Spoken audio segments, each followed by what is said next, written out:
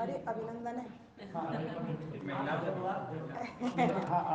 अभिनंदन है आपका, अभिनंदन कि आप यहाँ के कर रहे हैं। सीधा ही बोलती हूँ, मेरे लिए बहुत नई समाज है। वंदनीय मातृशक्ति एवं सम्मानित धर्म प्रेमी सज्जनों एवं समाज के आदरणीय शास्त्री जी, अभी मुझे नाम भी नहीं पता किसी इसमें होंगे मोबाइल में शायद। आनंद स्वामी जी जो आनंद साहब जो है वो विदेश में है, इसलिए। कौन? डॉक्टर आनंद शर्मा। अच्छा अच्छा, हाँ समझ गई, उनसे मेरी पहले ही बात उन्हीं से हुई। हाँ जी हाँ जी, उन सबसे प्रथम उनसे ही बात हुई। वैसे आपको मैंने विकासपुरी में भी सुना हुआ। अच्छा, आप थे क्या? अच्छा, बहुत बढ़िया। ऑनलाइन 2.5 साल से तो लगातार चल रहे हैं। कल भी 2 कार्यक्रम थे और आज भी, अभी आपके यहाँ से करके फिर अशोक विहार। तो ये ईश्वर की कृपा है और आप भाइयों का, माताओं का प्यार है कि आपके बीच में मैं पहुँच पाई हूँ, आपके दर्शन कर पा रही हूँ। कोई दिक्कत तो नहीं हुई? नहीं, कोई दिक्कत नहीं हुई, बस मैं क्षमा चाहती हूँ कि थोड़ी सी आपके मध्य में हाँ देर से उपस्थित हो पाई। आइए मंत्र पर पाठ कर लेते हैं।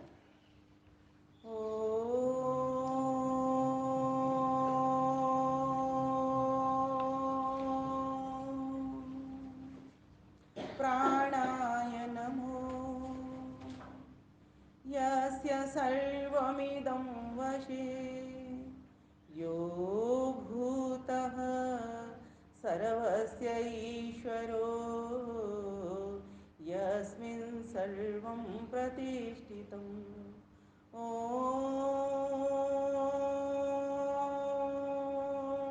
नमस्ते अस्तु आयते, नमो अस्तु परायते, नमस्ते प्राणतिष्ठत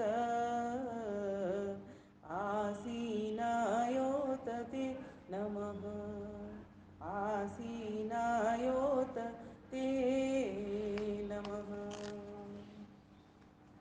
वंदनीय मातृशक्ति, प्यारे भद्र पुरुषों, परमपिता परमेश्वर की असीम अनुकंपा से और आपके सद प्रयासों से आज बिना भवन के भी हम भावनाओं का निर्माण कर रहे हैं। आपके लिए एक बार ताली बजाने की मेरी बहुत इच्छा है। अभी तक जहाँ गई हूँ वहाँ बड़े बड़े भवन, बड़े बड़े आर्य समाज हैं, लेकिन 2 आदमी वहाँ दिखते हैं। यहाँ कम से कम आप बिना भवन के भी इतनी अच्छी संख्या में, क्यों कह रही हूँ, आपको लग रही है ये 10-12 है, आपकी ऑनलाइन कार्यक्रम चल रहा है, वहाँ भी 30-35 लोग जुड़े हुए हैं। बीच बीच में भी मैंने जुड़ने का प्रयास किया, लेकिन वो जब गाड़ी चलती है तो नेट कटता जाता, तो बार बार जुड़ती थी, बार बार निकलती थी। पर मुझे पता चल गया था कि आपका बहुत सुंदर कार्यक्रम चल रहा है, यज्ञ प्रार्थना आपकी चल रही है, बस यहीं पर आपने यज्ञ किया होगा अभी, तो बहुत बढ़िया। और ये जो घर घर यज्ञ हैं, घर घर मोबाइल से यज्ञ जो होने वाले हैं, जिस तरीके से पहले ज़माने में हम सुना करते थे, सिर पर रख करके पंडित जी वो ले जाते थे यज्ञ वेदी को और अपना सामान पीछे एक झोला टांग करके, है ना, इस तरह से लोगों में संस्कार भरने का काम किया करते थे। सच बताऊं, आज हम 198वां जन्म दिवस मना रहे हैं, कल से लेकर के और बौद्ध दिवस तक मनाते रहेंगे, 2 पर्व एक साथ ऋषि के। वह तभी सार्थक हो पाएंगे जब इस तरह का आपका जैसा ये सदप्रयास हुआ है। परमात्मा से आज आपके लिए इस पावन भूमि पर बैठ करके और मैं यह कहने जा रही हूँ कि आपका इसी सोसाइटी के भीतर ही इस तरह का निर्माण हो कि एक यज्ञशाला बन जाए, और वो बन सकती है अगर आप इसी तरीके से लगे रहे, क्योंकि भावना बन जाती है ना, तो भवन बनाने के लिए बहुत अधिक मेहनत नहीं करनी पड़ती। तो महर्षि दयानंद सरस्वती का आज हम जन्म दिवस मना रहे हैं, तो उनका कुछ गुणानुवाद कर लिया जाए, उनका कुछ कीर्तन कर लिया जाए, क्योंकि महर्षि दयानंद सरस्वती अगर नहीं आते तो मैं भी आपके बीच में उपस्थित नहीं होती, और आप भी इतना सुंदर तरीके से यज्ञ करके और इन भावनाओं का निर्माण नहीं कर रहे होते। सच बताऊं, मेरे को महर्षि दयानंद सरस्वती के लिए जो शब्द निकलते हैं मन से, मैं अभी रास्ते में सोच रही थी, अगर ब्रह्मा कहूँ या विष्णु कहूँ या महेश कहूँ, वो मुझे ऐसे लगता है कि ये वाली उपाधि उनके लिए आनी चाहिए। क्यों आनी चाहिए? एक तो ब्रह्मा विष्णु महेश ईश्वर के भी नाम है, ठीक। एक हमारे देश के भीतर ऐसे राजा भी हुए हैं, ब्रह्मा नाम के, विष्णु नाम के और शिव नाम के, ठीक। अब तीसरी बात मैं कहना चाहती हूँ, ऐसे महान पुरुषों में भी जो ये तीन काम कर रहा है, ब्रह्मा बन करके और निर्माण कार्य जितना उन्होंने किया, 32 पुस्तकों का लेखन तो हमारे पास उनके नाम है, जिनमें से 5-6 पुस्तकों को तो आप भी नित्य प्रति पढ़ रहे हो। सत्यार्थ प्रकाश हो गई, संस्कार विधि हो गई, आर्याभिविनय हो गई, जिसमें वेद के मंत्र हैं। मजे की बात है, उन्होंने कितना चिंतन किया होगा, कितना चिंतन उन्होंने किया होगा कि कोई भी उन्होंने विषय नहीं छोड़ा। एक जीवन को निर्माण करने में जो जो विषय हो सकते हैं वो सारे के सारे विषय उन्होंने लिए। और कितने वर्ष की आयु थी? मात्र 59 वर्ष में वो पूरा करके चले गए। वो तो बहुत जीते, लेकिन जो व्यक्ति सत्यवादी होता है ना, उसके दुश्मन बहुत हो जाते हैं। 18 बार जहर, सोचो, जहर भी कितना, 18 बार जहर। कहते हैं शिव ने जहर पिया, शिव ने जहर पिया, तो हमारे यहाँ तो ये शिव शंकर, ये मूल शंकर ही था जिसने जहर पिया। और किसके लिए पिया? हमारे लिए पिया हमारे लिए पिया। और हम किसके लिए क्या पीते हैं? हम खीर खाते हैं। भवनों में, समाजों में जब कोई कार्यक्रम होता है, खीर बनती है, हम खीर खाते हैं, बड़े मजे से गीत गाते हैं और चल देते हैं, बस इतना, यहीं तक जन्मदिन मनाते हैं। जन्मदिन क्यों मनाया जाता है? प्रश्न तो ये उठता है। जन्मदिन तो होता ही आत्मचिंतन का विषय, आत्म मंथन का विषय, आत्म परीक्षण का विषय, कि 198 वर्ष पहले एक व्यक्ति ऐसा आया, ऐसा महान पुरुष आया जिसने इतना बड़ा काम किया। हमने कितना काम कर लिया भाई? हम अपना जन्मदिन मनाते तो अपना चिंतन करते हैं, लेकिन जब जिस महान पुरुष ने हमको बैठने के लिए गद्दी दी, उस गद्दी पर बैठ करके हमने कितना काम किया, कितने लोगों को जोड़ा, कितने समाजों का निर्माण किया, कितने घरों में लेकर के हम यज्ञ पहुंचे, कितनी बच्चों के भीतर हमने संस्कार भरने का प्रयास किया। आज सच में मेरे को वही बार बार चिंतन निकल रहा है। मैंने कहा प्रवचन तो बहुत बड़े बड़े हो सकते हैं, लेकिन अगर इस प्रकार का अगर हमारा चिंतन गया, हमारे बुद्धि में बैठा, तो हम बहुत बड़ा काम कर सकते हैं। कोई क्षेत्र नहीं छोड़ा। आप सत्यार्थ प्रकाश का प्रथम समोल्लास उठाइए, एक ही पुस्तक मात्र, सारा कुछ आ जाएगा उसी में। संस्कार विधि का मैटर मिल जाएगा, आर्याभिविनय का मैटर मिल जाएगा, ऋग्वेद आदि भाष्य भूमिका का मैटर मिल जाएगा उसमें, वेदों का सारा, दर्शनों का, उपनिषदों का और पुराणों तक के भी जो जो सत्य सत्य बातें हैं वो भी सारी की सारी उसमें मिल जाएगी। ऋषि दयानंद सरस्वती ने जो खोज की, वो क्या खोज की? सत्य की ही तो खोज की। हम तो रोज शिवरात्रि मनाते हैं, मनाते ना प्रतिवर्ष माता जी, लेकिन हमें बोध नहीं होता हमें कोई बोध नहीं होता। रोज दुनिया जा रही है, मर रही है, चले जाते हैं, ओम शांति शांति बोल लेते हैं, राम राम सत्य बोल लेते हैं, हमें बोध नहीं होता। ऐसे बोध होने वाले लोग तो बिरले होते हैं। महात्मा बुद्ध को बोध हुआ, जब देखा कि 4 लोग लेकर के इस व्यक्ति को जा रहे हैं। किसी ने किसी से पूछा ये कौन है, कहाँ जा रहे हैं? तब उनको पता चला इस बात को कि ये तो इस ईश्वर के पास आत्मा चलेगी, शरीर को जलाने के लिए ले जा रहे हैं। तो कैसे गया ये? बोले बुजुर्ग हो गया था बहुत। तो क्या मैं भी बूढ़ा हो जाऊंगा? क्या मेरी पत्नी भी बूढ़ा हो जाएगी? क्या हम मर जाएंगे? क्या हमको भी ऐसे 4 लोग कंधे पर उठा करके ले जाएंगे? हमको नहीं होता ये बोध। हम तो रोज देखते हैं, फिर भी बोध नहीं होता है। माया नहीं, ये आप ठीक है, आपका अपने स्तर से सोचना, ये माया नहीं। हम चिंतन नहीं करते, हम तो बस चिंता करते हैं, हाय हमारा ये चला गया, धन चला गया, पति चला गया, पुत्र चला गया, पत्नी चला, बस चिंता करते हैं हम। काश हम चिंतन करते तो इस बहुत बड़ी बात को हम बहुत आसानी से हल कर लेते। हर समस्या का समाधान भ्राता जी हमको परमात्मा ने हमारे भीतर दिया है। यस्मिन ऋचः साम यजुंसी, यस्मिन प्रतिष्ठिता रत्ना भाविवारा, यस्मिन चित्तम सर्वमोत प्रजानाम तन्मे मनः शिव संकल्पमस्तु। तो परमात्मा से बस एक ही प्रार्थना करो, प्रभु ये जो मेरा मन है कल्याणकारी वाला बना दो। इसीलिए मैं बार बार कहती हूँ कि ऋषि दयानंद के भीतर ये कल्याण करने की चेतना जागी। इसीलिए उनका एक नाम शिव होना चाहिए, एक नाम उनका ब्रह्मा होना चाहिए। इतनी पुस्तकों का लेखन किया, और कितनी आयु में किया?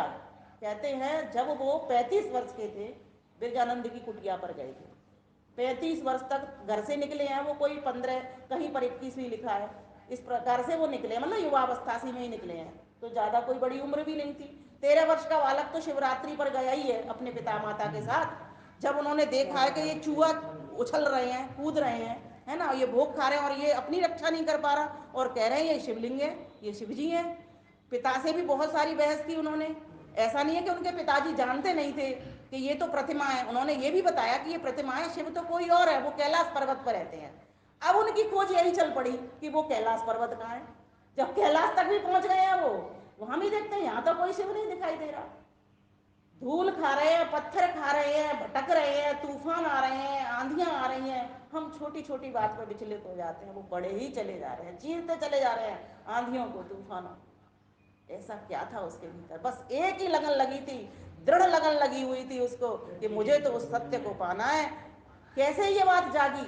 मात्र एक शिवलिंग से ही नहीं, जब उनकी भतीजी चली गई और उनका चाचा चला, बहन चली गई और चाचा चला गया, तब जाकर के उनको ये होश आया। कहते हैं मेरी प्यारी बहन कहाँ चली गई, मेरे चाचा मुझे इतना लाड़ करते थे वो कहाँ चले गए। कहते हैं मैं उस दिन इतना फूट फूट करके रोया, इतना फूट फूट करके रोया, और उस दिन का रोया, फिर मैं कभी नहीं रोया। जिस व्यक्ति को कहते हैं कब होता है, शास्त्र हमें समझाते हैं, रोग में, भोग में और वियोग में तब परमात्मा की सुध आती है। जब व्यक्ति बहुत रोगी हो जाए ना, एकदम बीमार पड़ गया, चारपाई में पड़ा हुआ, तब उसको लगती है कि परमात्मा तू अब कहाँ है, तू आज आ जरा मेरा दुख शांत कर दे, है ना, घर में कोई बीमार है तो। या फिर खूब भोग भोग लिए उसने, कह रहा है इनमें तो तृप्ति है ही नहीं। भोगान भुक्ता वयमेव भुक्ता तपो न तप्तं वयमेव तप्ता कालो न यातो वयमेव याता तृष्णान जीर्णा वयमेव जीर्णा वयमेव जीर्णा। पता चला हमको, भोग भोगते भोगते कितना समय बीत गया, हम 50 के हो गए, 60 के हो गए, 70 के हो गए, माता जी 80 90 80 की हो गई माता जी, है ना। लेकिन माता जी का तो बोध हम प्राप्त कर रहे हैं। माँ देखो, किसी को बोध लेना हो ना, मैं सबको कहा करती हूँ, आपके घर के भीतर जितने बुजुर्ग हैं, एक बार प्रातः काल उठ करके उनके चरणों में बैठ जाना है, बस ऑटोमेटिकली ऐसा आशीर्वाद का हाथ आएगा, ऐसा आएगा, आपको कमाल कर जाएगा। कल भी स्वामी विवेकानंद परिव्राजक जी फेसबुक पर लिख रहे थे कि आशीर्वाद अगर किसी ने लेना सीख लिया, कब कब, घर से जाते हुए, घर में आते हुए, किसी नए कार्य को करते हुए, तो समझो आपका जीवन बन गया। और अकेला आपका नहीं बना, आपके द्वारा कितने लोगों का आपने निर्माण कर दिया। आपके आदर्श को देख करके कितने लोग स्वतः बनना शुरू हो गए। एक मछली होती है सारे तालाब को गंदा करती है, और एक अच्छा पुरुष पूरे अपने रिश्तेदारों को, अपने पड़ोसियों को, अपने मित्रों को, सबको अच्छा बना देता है। और ये हम देख रहे हैं हमारे यहाँ। मैं अपना किस्सा सुनाती हूँ छोटा सा। जब मैं कोई 7-8 वर्ष की थी, हम 4 बहनें, और हमारे यहाँ पर एक बहुत बड़ा विशाल भवन बना। जैसे पहले तो इसी तरीके से मोबाइल यज्ञ होता रहता था, कहीं कर लिया कहीं कर लिया, तो भावना बन गई। तो एक बहुत बड़ा यज्ञस्थली बनाई, बहुत बड़ा आर्य समाज का मंदिर बनाया। आगरा की बात कर रही हूँ मैं, आगरा की रहने वाली हूँ। तो बहुत बड़ा मंदिर बनाया, तो 40 दिन का वहाँ पर उत्सव हुआ, है ना। 40 दिन के उत्सव में बहुत सारे प्रवचन भी हुए, बहुत सारे भजन भी हुए। तो महर्षि दयानंद सरस्वती का उन दिनों जन्मदिन भी पड़ा था, बोध दिवस भी पड़ा था। तो हम सुन रहे थे उनको। अब छोटा सा बालक है, वो सुन रहा है, कितना पकड़ता है, जितनी उसकी बुद्धि है और जितना वो समझना चाहता है ना। तो हमने वो चीज़ सुनी, वहाँ पर देखी कि वहाँ देखती हूँ मैं, एक बहन जी मेरी जैसी, अब जिस आयु वर्ग में मैं हूँ उतनी आयु वर्ग की वो बहन जी तुलसी के ऊपर प्रवचन कर रही थी माता जी। मैंने उनको सुना तुलसी के ऊपर। मेरे को अभी तक, आप, मैं अगले प्रवचन में कभी आपको पूरा की पूरा ज्यों की त्यों वो सुना सकती हूँ कि उन्होंने तुलसी का प्रवचन क्या किया था। वो दिन था, हमने जितने भी बाबा आए थे, बहन जी आए थे, अपने घर पर बुला के लाते थे, खाना खिला। हमारे माता पिता चूंकि धार्मिक थे, पर हवन नहीं होता था।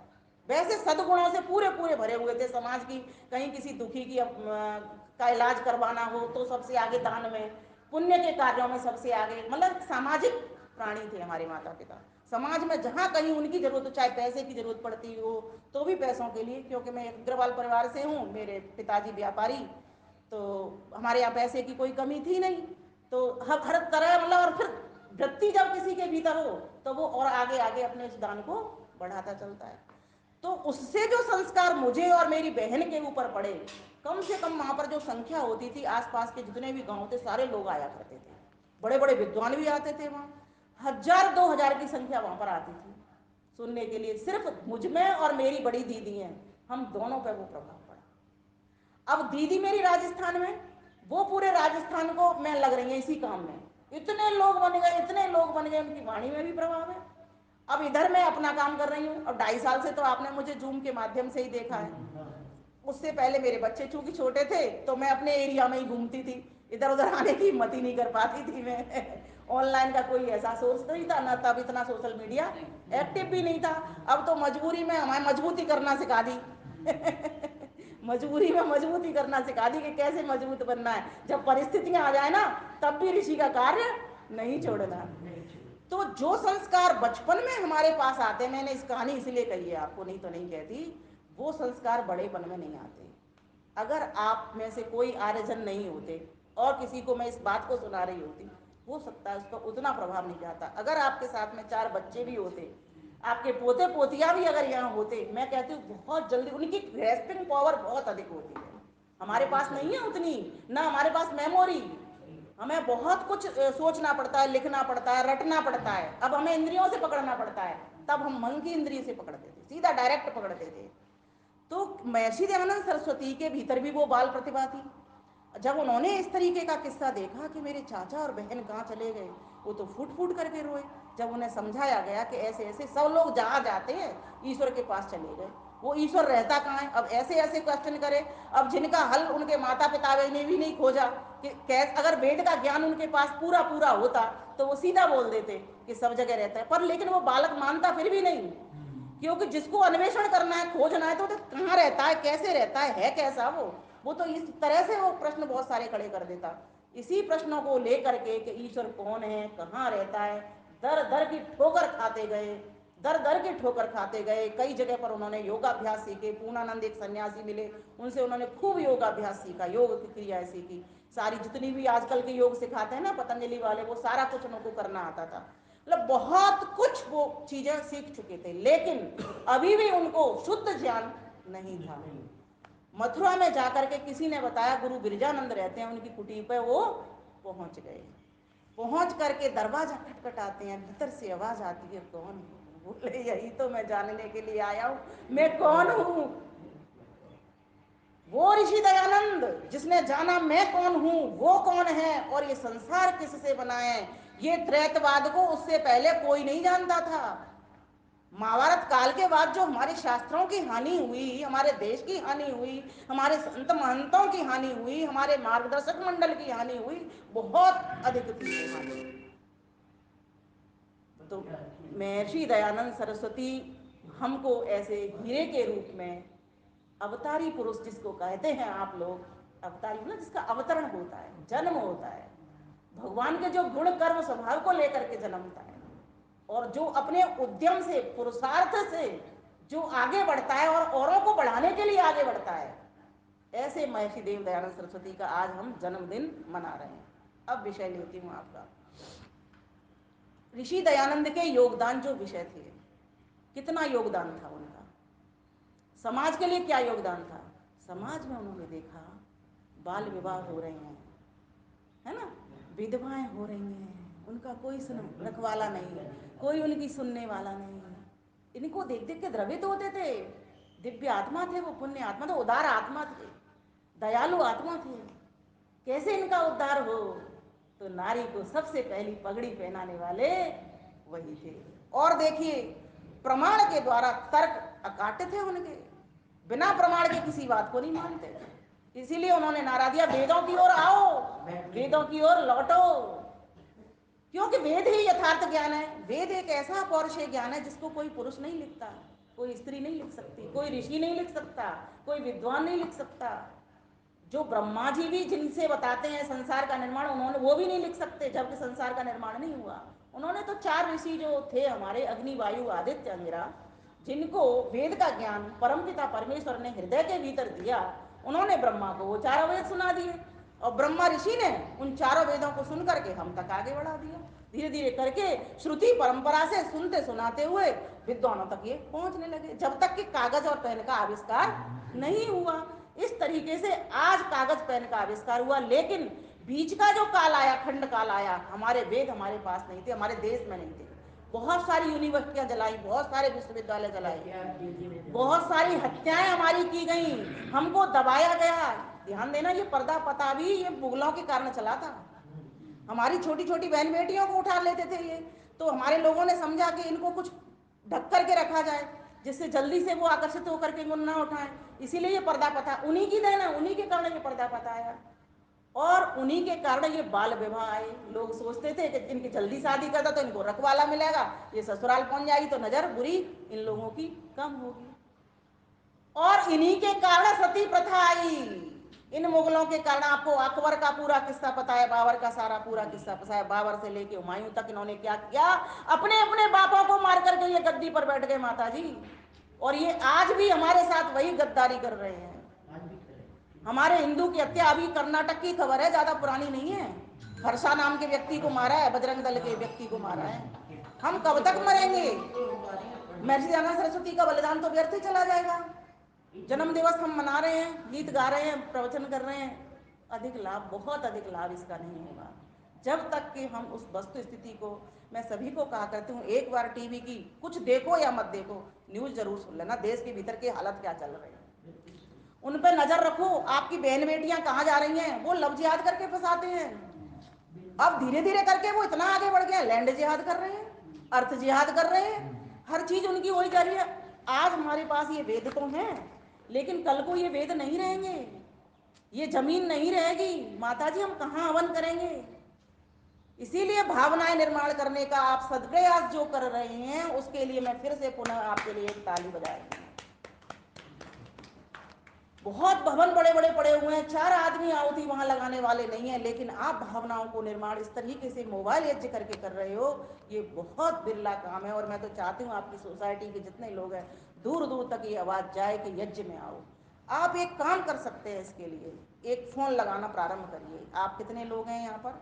4 4 8 10 11 12, हम 12 लोगों की क्या ड्यूटी हो, एक फोन हमको डेली एक व्यक्ति को करना है, अपने जानकार को, भैया मैं कल यहाँ। अच्छा एक बात बताइए, मासिक करते हैं साप्ताहिक या साप्ताहिक करते हैं? एक आज संकल्प ले लीजिए मेरे कहने से, चाहे 2 ही आदमी अभी प्रारंभिक में करना, आपको शायद मुश्किल होगी, पर जो एकदम नियर वाले हैं वो ले लेना। वैसे देखो मंदिरों में जब लोग जाते हैं तो गाड़ियों से जाते हैं ना। एक संकल्प लेना, देखना आपकी संख्या, मैं दूसरी बार आऊंगी ना, 4 गुनी 8 गुनी होगी यहाँ पर। आप नित्य प्रति का संकल्प लीजिए कि कैसे कर सकते हैं हम। अगर यहाँ नहीं कर सकते, दूसरी जगह अपने घर का ले लीजिए। आप में से इतने लोग हैं, एक संकल्प लेकर के आज जाना। मैं ऐसा समझती हूँ, मैं जब अगली बार आपके समक्ष में आऊंगी तो मैं देख करके सच में लगेगा मुझे ऋषि के घर में आई हूँ मैं, क्योंकि ऋषि ये चाहते थे ये यज्ञ घर घर पहुंचे। और आज ये जो कोरोना जैसे भयानक राक्षस जो फैल रहे हैं ना चारों ओर, कितने तरह के वायरस है। कोरोना तो एक आज हमने सुना है माता जी, इससे पहले कितनी कितनी बीमारियां हैं, और आज तक पूरी बीमारी कोई गई नहीं है, सबके टीके लग रहे हैं। बस आदमी निर्भय होकर घूम रहा है, टीका लगा करके, बीमारी तो कोई जाती नहीं है, एक बार घुस गई तो वो दवाइयों का इलाज। अब हम लोगों ने भी, आप लोगों ने भी, सबने 2 टीके सबने ला रहे, मस्त होकर के बैठे हैं, बिना मास्क के बैठे हैं। कभी कभी डर भी लग जाता है, जब पीछे से ऑर्डर आ जाता है कि नहीं मास्क लगाना है, तो फिर मास्क लगा लेते हैं। पर बात ये नहीं, यहाँ तक रुकने वाली नहीं है। मेरा सिर्फ आज एक ही निवेदन आपसे होगा कि हम उस महर्षि दयानंद सरस्वती के सामाजिक कार्यों को देखें, धार्मिक कार्यों को देखें। एक ईश्वर कौन बताएगा दुनिया को, पागल हुई पड़ी है हम बताएंगे ना, एक ही ईश्वर है, और किसकी बकौती है ये? महर्षि दयानंद सरस्वती ने कहा आर्य समाज के पास ये चीज मिलेगी तुमको, इसलिए आर्य समाज नाम की संस्था को खड़ा किया मुंबई में 1875 में, कि यहाँ पर आर्यजन आएंगे, उनके पास वेद होंगे, उपनिषद होंगे, दर्शन होंगे, गीता होगी, रामायण होगी, महाभारत होंगे, और उन ग्रंथों को वो पढ़ेंगे, और उन ग्रंथों को पढ़ करके आगे आगे उनको बढ़ा करके लेकर के जाएंगे। भाई साहब, हमने एक कार्यक्रम शुरू किया अपने घर से, घर घर यज्ञ तो हमने चला ही दिया था, और उसके साथ साथ हमने एक काम और किया। हम क्या करते थे, जैसे कई लोग ना तैयार नहीं होते, मैं एक ऐसी बात बता रही हूँ जो आपके काम की है, उनसे कहो ना कि हवन कर देते हैं तुम्हारे घर पे, चाहे तुम्हें कुछ नहीं लगा तब भी तैयार नहीं होते। हमने उनको फोन लगा करके धीरे धीरे मित्र बनाया, कोशिश करते थे पार्क में उस समय जाए जब वो व्यक्ति जाए। आपने पूरा दिमाग लगाना पड़ेगा। अगर किसी व्यक्ति से आप कोई चीज लेना चाहते हो तो पूरा दिमाग लगाते हो और चारों ओर से लगाते हो कि इस व्यक्ति को कैसे पकड़े। ऐसे पकड़ना होगा आज आपको, तब आप समझ लेना ऋषि दयानंद का जन्मदिन मना रहे हो। अन्यथा तो ये शब्दांजलि है, फिर श्रद्धांजलि नहीं होगी। सिर्फ बोले, मैंने बोली, आपने सुन ली, कुछ उससे होना जाना नहीं है। आप एक संकल्प सभी लोग जो जो जिस प्रकार की यथाशक्ति, तन से, मन से, धन से, समय से, स्थान से और श्रम से, जो जो आपकी योग्यता है, अपनी वर्ण भी देख लें।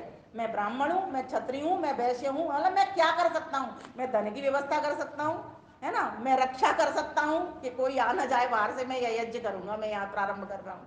ये भी एक काम होता है बहुत देखने का। पुलिस लगाते हैं लोग, अपने आप की पुलिस बनो ना। स्वयं सेवकों के पास चले जाओ आप, राष्ट्रीय स्वयं सेवकों के पास, वो अपने आप में पुलिस होते हैं। उनका कोई कुछ नहीं कर सकता। कहीं भी मंदिरों में जाकर के, उनके अपने भवन नहीं है, भावना ऐसी तंदुरुस्त है, एक आवाज पर सारे लोग इकट्ठे हो जाते हैं। कैसे वो निर्माण करते हैं, उनकी पहुंच मैं देखती हूँ ना। हमारे घर में आते हैं, मैं विश्व हिंदू परिषद राष्ट्रीय प्रवक्ता की पत्नी हूँ, मैं आपको अपना परिचय भी खोल रही हूँ, विनोद बंसल जी की। और अभी वो मुझे गाड़ी से छोड़ करके इसलिए गए हैं कि घर कोई आ गया था मेहमान और उसकी सेवा करना भी जरूरी था, और मैं यहाँ के लिए लेट हो रही थी, तो बोले मैं फटाफट छोड़ूंगा तुझे। और उनको एक कॉन्फ्रेंस में मालवीय नगर जाना है, इसलिए मुझे छोड़ करके गए। बोले इधर से तू जाने, मैं तेरा काम यहाँ तक का कर देता हूँ। मैंने कहा ठीक है, आपका धन्यवाद।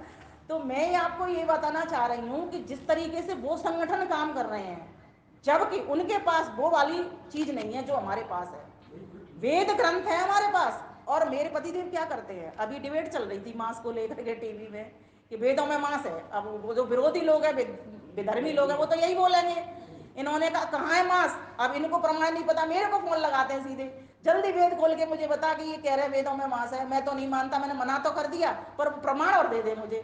मैंने वेद की पुस्तक खोली, वो जो हमारे नवश्रेष्ठी कौन पढ़ता है, नवश्रेष्ठी के जो यज्ञ है ना, उनमें एक मांस शब्द होगा, वो उड़द की दाल के लिए आया है माता जी। और वो ऐसे पगले हैं, उनको मक्का मदीना भी हमारे वेद मंत्रों में दिख जाता है। बोले तुम्हारे वेदों में तो मक्का मदीना भी है, वो मंत्र नहीं बोलते।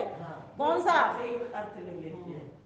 कौन सा मंत्र, तच्चक्षुर्देव हितं पुरस्तात् क्षुद्रमुच्चरत् पश्येम शरदः शतं जीवेम शरदः शतं शृणुयाम शरदः शतं प्रभ्रमाम शरद शतमदीना स्याम। अब इसमें मदीना, अब वो इतना तो जानते नहीं है कि माँ को इधर काट दें और शतम में चला जाएगा और इधर अदीना रह जाएगा। अदीना कर दो, दीनहीन होकर के ना रहे हम, है ना, बलवान होकर के रहें, स्वतंत्र होकर के रहें, परतंत्र ना रहे, किसी के बंधन में रहें। अब वो ये अर्थ तो लगा रहे नहीं है। ऐसे ही उन्होंने मांस का अर्थ क्या लगा दिया, उड़द की दाल ना लगा करके मांस का अर्थ उन्होंने मांस लगा दिया। बोले देखो इसमें तो ये लिखा है। कुछ तो जानते भी हैं, जानबूझ करके ये गलती कर रहे हैं। मजे की बात ये, और हमारा हिंदू ऐसा बेवकूफ कहूं मैं उसको, उसके लिए शब्द ऐसा है कि वो उनके समर्थन कर रहा है। क्यों, सिर्फ इसके लिए, वो भी जान नहीं, ये जिस पे मैं बैठी हूं, वो लोग कुर्सी देना नहीं जानते, वो कुर्सी पे बैठना जानते मेरी तरह। वो मेरे जैसे हैं, आप जैसे महान नहीं है वो। और हमको क्या करना होगा, हमको महान आत्मा बनना है। महर्षि दयानंद सरस्वती कहते थे, जब लोगों को नीचे से ऊपर उठाते थे, तो कहते हैं ना, जब कोई काम करता है समाज का तो उसके हाथ भी गंदे होते हैं, कपड़े भी गंदे होते हैं। माली जब पौधारोपण करता है तो पूरा बिगड़ जाता है, कैसा हो जाता है, मिट्टी मिट्टी हो जाती है। किसी ने कहा तुमको लोग इतनी गाली देते हैं, जहर देते हैं, तुम ये सत्य का प्रचार क्यों नहीं छोड़ देते। तो कहते देखो, जब माली पौधा लगाता है ना तो उसके पूरे कपड़े गंदे हो जाते हैं। मेरा भी यही काम है। मैंने ये सोच लिया, मुझे परमपिता परमेश्वर ने इस कार्य के लिए ही संसार में भेजा है। सोचो, जो व्यक्ति 18 घंटे की समाधि लगा सकता है, मैं तो कभी कई बार ऐसे सोचती हूँ कि वो खाना कब खाते होंगे। लेकिन सोचो, वो इन्हीं 18 घंटों में ईश्वर के समर्पण भाव से होकर के ही खाना भी खा रहे हैं, सारी क्रियाएं भी कर रहे हैं। ये प्रश्न मेरे पास बहुत लोगों का भी आया है कि तुम कहती हो 18 घंटे समाधि से। मैं नहीं कहती, ये तो हमारी पुस्तकें कह रही हैं, विद्वानों ने जो लिखी है, जिन्होंने जीवन देखा है, वहां से ले करके ये बात आ रही है। मैंने नहीं कहा, पर ऐसे ही वो होंगे, क्योंकि जो व्यक्ति योग में स्थित हो जाता है ना, परमपिता परमेश्वर उसको 10 गुनी ऊर्जा देते हैं सामान्य व्यक्ति से। उसका मेरे को सभी ये बोलते हैं कि तुम घर का खाना भी बनाती हो, बेटियों को भी देख रही हो, पतिदेव तुम्हारे घर में सहयोग नहीं कर पाते, पहले ऑफिस में रहते हैं, फिर राष्ट्र के काम में लगे रहते हैं, सुबह 6 बजे से लेके 11 बजे तक तुम्हें उनका टाइम नहीं मिलता बिल्कुल भी, तुम कैसे करती हो? मैंने कहा यही तो राज है, उनका टाइम नहीं मिलता। बोले तुम्हारा दोनों का झगड़ा क्यों नहीं होता, वो भी सिंधु परिषद के तुम्हारे समाज की। मैंने इसीलिए तो झगड़ा नहीं होता, वो अपना काम कर रहे हैं, मैं अपना काम कर रही हूँ। और बोले, मैंने कहा फिर तो मैंने कहा एक और बात है, झगड़े कब होते हैं? जब साथ होते हैं, हम साथ ही नहीं रहते, काम ही खत्म। माता जी झगड़े कब होते हैं? तभी तो होते हैं जब साथ रहते हैं। अरे तुम फालतू बैठे हुए तो क्या करोगे, फालतू दिमाग, शैतान का घर। हमें टाइम ही नहीं है, उनको 1 मिनट हमारे लिए सोचने का टाइम नहीं, हमको उनके लिए टाइम नहीं है। मेरा इतना सा काम है माता जी, उनका खाना बनाना, सुबह का दूध देना, बस इतना सा काम है। प्रेरणा के लिए बात सुना रही हूँ, इतना सा काम है मेरा, समझ रहे हो ना? फिर उसके बाद मुझे नहीं पता वो क्या कर रहे हैं, उनको मेरा नहीं पता, लेकिन पूरी नॉलेज उनको भी है मैं क्या कर रही हूँ, और मुझे भी उनकी पूरी नॉलेज है वो क्या कर रहे हैं। वो भी देश धर्म की रक्षा के लिए काम कर रहे हैं, मैं भी देश धर्म की रक्षा के लिए काम कर रही हूँ। दोनों में सामंजस्य इतना है, वो चाहते हैं कि वेद के प्रमाण के द्वारा ही चीजें जाए। ध्यान देना, संगठन उनका जो मंच मिला है उसके थ्रू ज्यादा काम कर सकते हैं, मैं उतना इसके थ्रू नहीं कर सकती। मैं प्रयास कर रही हूँ, ऐसा नहीं है कि मैं आर्य समाज के थ्रू नहीं बढ़ सकती, मैं बढ़ सकती हूँ, लेकिन मुझे घर भी देखना है। मैं अपने घर को भी बिगड़ना नहीं देना चाहती। मेरी 2 बेटियां हैं, एक सीए कर रही है, एक इंजीनियरिंग में वो चली, बस उसकी 4था साल है, उसकी माइक्रोसॉफ्ट में अभी जॉब लगी है। तो मैं ये बताना चाह रही हूँ कि व्यक्ति अगर चाहे ना, कहते हैं हमारे पास टाइम नहीं, मैं किसी को कहूँ तुम हवन में आ जाओ, हमारे पास टाइम नहीं। मैंने कहा देखो, मैं पहले अपना बताती हूँ, मैं कैसे निकालती हूँ। जब मेरी दोनों छोटी बेटियां थी ना माता जी, तो उनको तैयार करती थी, तैयार करके उनका स्कूल बैग लगा करके उनको भेज देती थी, उनका लंच बना के, फिर पतिदेव का लंच बनाती थी, और बनाने के बाद मैं सीधी मंदिर जाती थी। आधा घंटे में तो भाई साहब मैं पूरा हवन करा करके फिर वापस आ जाती। फिर इनके तैयार होते थे ये, और मैं आपको एक यहाँ सबके साथ ये कह रही हूँ कि इनके जूते भी मैं पॉलिश कर दिया करती थी कि ये लेट ना हो जाए ऑफिस में।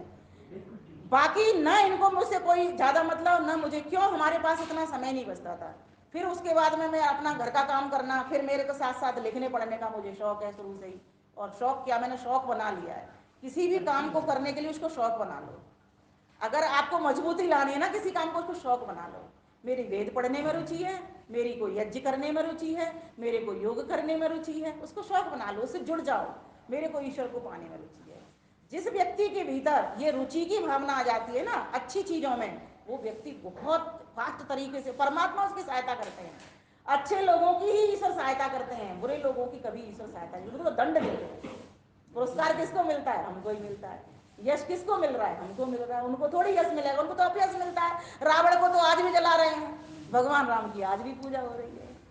महर्षि दयानंद सरस्वती का आज 198वां जन्म दिवस है।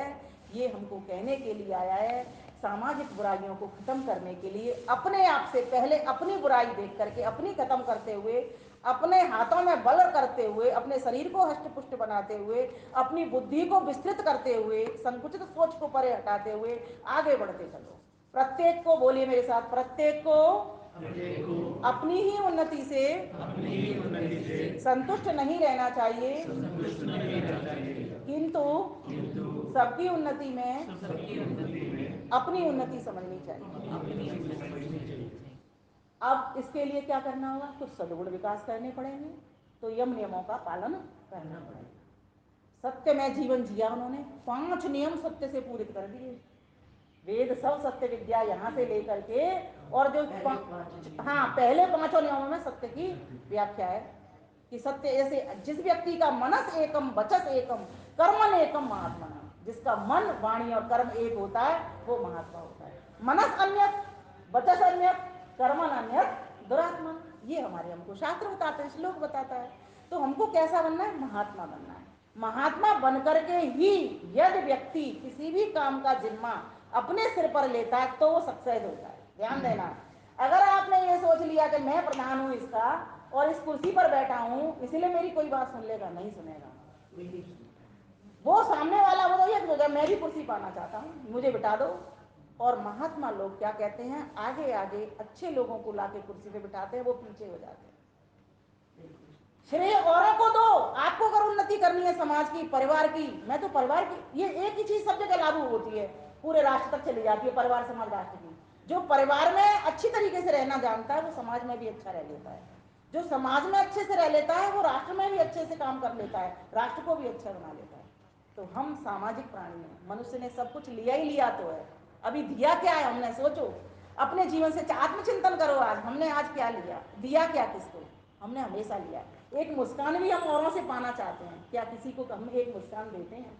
अरे पार्क में चल रहे हो, आपके आदमी बनाने में बड़ी आसानी होगी, एक मुस्कान दे के हाथ जोड़ के नमस्ते कर दोगे, आप ऋषि का काम कर दोगे। उन्होंने कहा, वेदों में लिखा है, नमस्ते अस्तु आयते नमो अस्तु परायते, जाते हुओं को नमस्ते करो, आते हुओं को नमस्ते करो, नमस्ते प्राणतिष्ठता, और जो बैठे हुए हैं उनको नमस्ते करो, सभा के बीच आप जा रहे हो, नमस्ते करके बैठो, नमस्ते प्राणतिष्ठ आसीन आयोदते नमः, और जब आप उठ रहे हो तब भी नमस्ते करके उठो।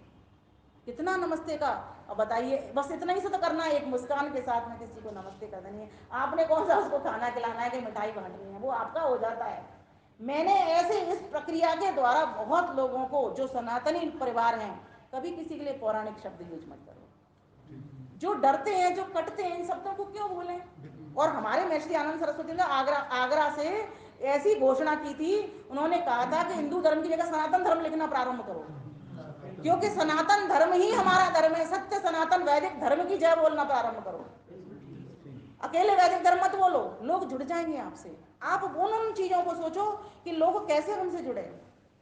आर्य समाज की तभी उन्नति होगी जब तक आप चिंतन के साथ में जो ऋषि दयानंद के काम थे उनको लेकर के आगे बढ़ोगे। ऋषि दयानंद का काम इसीलिए सफल हुआ, उनको स्वामी श्रद्धानंद मिले। स्वामी श्रद्धानंद ने दो बड़े काम किए जो ऋषि दयानंद के कारण हुए। क्या क्या? एक तो शुद्धि का काम और एक गुरुकुलों की स्थापना। सबसे पहला गुरुकुल कांगड़ी खोला हरिद्वार में, और यही दोनों काम पहले महर्षि दयानंद कर चुके हैं, उनका नाम बहुत लोगों को पता है। देहरादून में एक सर्वप्रथम शुद्धि महर्षि दयानंद सरस्वती ने की थी, उन्हीं का काम लेके चले। और गुरुकुलों की स्थापना के लिए उन्होंने ही प्रेरित किया है। आर्य समाज बना करके जब उन्होंने सत्यार्थ प्रकाश का निर्माण कर चुके थे वो, तब सत्यार्थ प्रकाश के भीतर जो 10 समुल्लास लिखे हैं उनमें ये सारा विधि विधान लिखा हुआ है।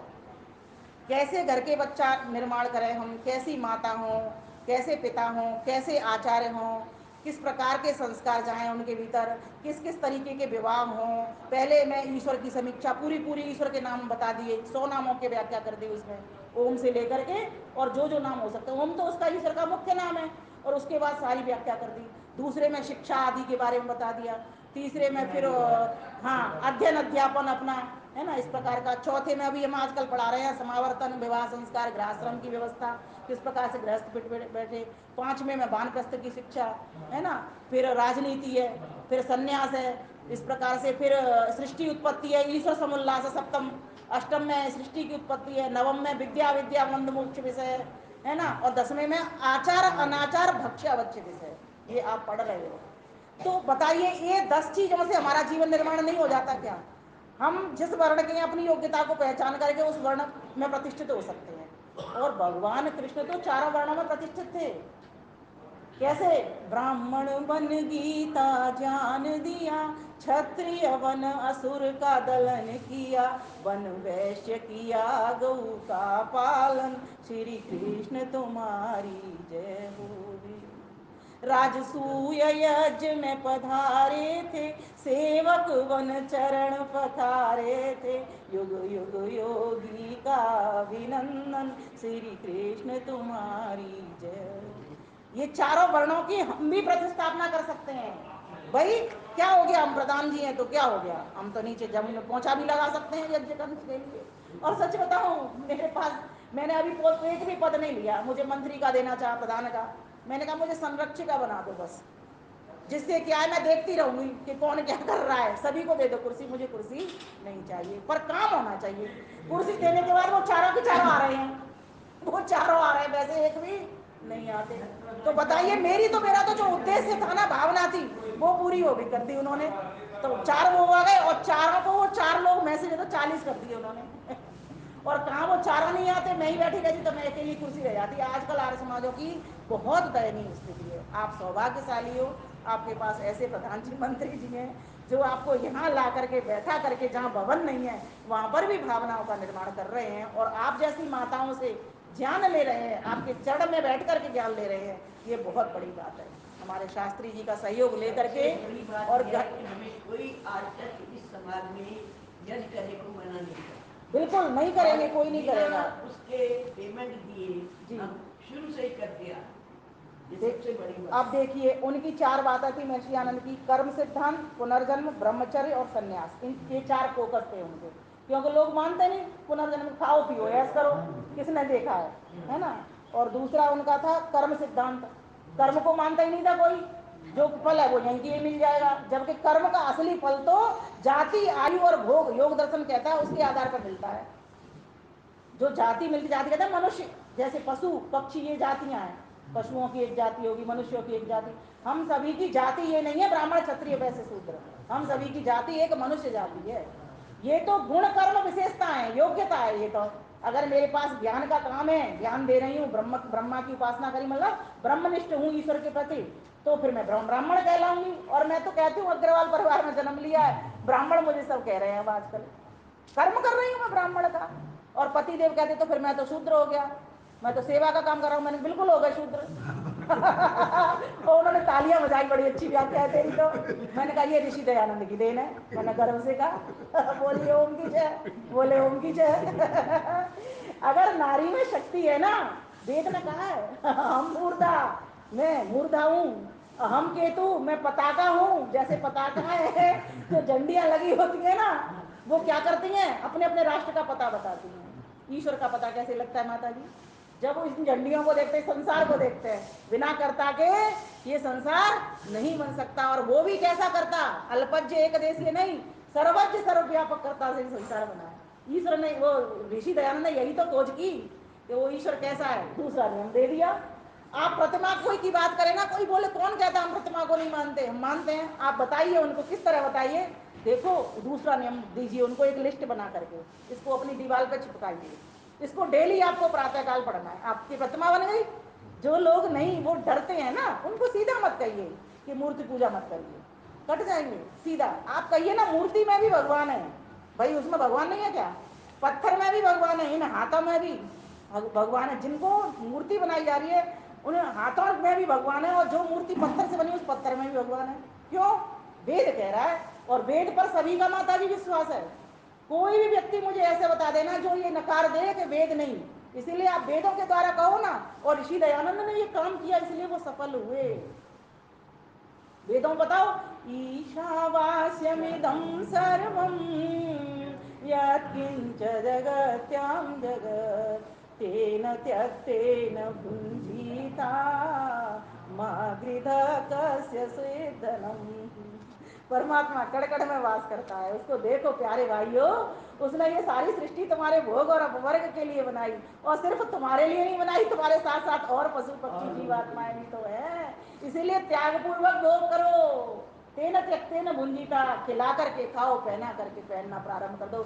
जिस दिन ये त्याग का गुण अगर आपके भीतर आ जाएगा, उस दिन आपकी इस संस्था को कोई रोक नहीं सकता। आपका मंदिर खुलेगा, मंदिर में लोग होंगे, और ये मंदिर घर घर में जाएगा। योगी जी ने अयोध्या तो एक, वो मंदिर जो बनना है ना राम मंदिर, वो तो एक नाम है, पूरी अयोध्या को राम मंदिर बना दिया। कैसे बना दिया? ऐसे ही एक संकल्प अगर हम लेंगे जिस दिन, उस दिन हम यहाँ पूरी सोसाइटी के लोगों को जोड़ करके दिखा देंगे, और फिर आपका एक भव्य प्रदर्शन होगा। तब फिर प्रधान जी और मंत्री जी आर पत्नी सभा से अपने आप चले आएंगे। अभी आप उनको फोन करना बिल्कुल नहीं आएंगे। अभी आप उनको फोन करना बिल्कुल नहीं आएंगे। जिस दिन आपकी संख्या देख ली, हर आदमी संख्या देखता है, कोई भी हो, संख्या देखते हैं क्या हो रहा है, इतना विशाल कार्यक्रम हो रहा है यहाँ पर। और आप देखो सनातनी लोग कितने बड़े बड़े भंडारे लगाते हैं, कितने बड़े बड़े, भीड़ की भीड़ जा रही है वहां पर। लेकिन हमारे यहाँ 4 आदमी भी नहीं आते, नहीं आते ना, तो कहीं ना कहीं हमें आलस्य है, ये तो मानना पड़ेगा, है ना। ऐसा नहीं है हमारे पास विद्या नहीं है, विद्या तो है, लेकिन आलस्य जरूर है, और एक स्वार्थ है, बस उतना ही स्वार्थ है, अपने तक सीमित है। इसीलिए ऋषि दयानंद के नियमों को पढ़ते जाओ, पहले से लेकर के अंत तक। समाज का काम करो तो 10वें नियम को सामने ले आना। 10वां नियम क्या है? सब मनुष्यों को, बोली माता जी, चाहिए लेकिन सबकी उन्नति में अपनी ये 9वां नियम है। सब मनुष्यों को सामाजिक सर्वहितकारी नियम पालने में तो परतंत्र रहना चाहिए, किंतु व्यक्तिगत हितकर नियम में सब स्वतंत्र रहेंगे। जो व्यक्ति इस नियम को लेकर के सामने रखेगा ना, अभी क्या करते हैं, हमारी मोनोपोली भी चल जाती है, कई बार हम ऊंचे आसन पे होते हैं, लेकिन जब ये नियम सामने आएगा ना, नियम, तो फिर वो खत्म हो जाएगी, है ना।